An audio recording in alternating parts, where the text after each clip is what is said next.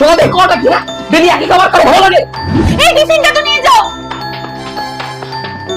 বৌদি সারাদিন করাটা কি? হ্যাঁ, একটা জামা ধুতে বলেছি সেটারও সময় পাওনি, তাকে কলেজে যেতে পারবো না। ধুর।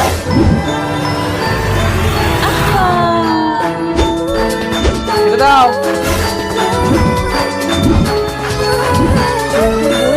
শরীর খারাপ, পুরো কিছু রান্নাও হয় না। আমার তো এখন অত ক্ষমতা নেই যে আমি কিছু করবো। ঠিক আছে, আমি দেখছি। আরে বাসনে তো এটো। কি করে ভালো করে ভালো করে। কি করে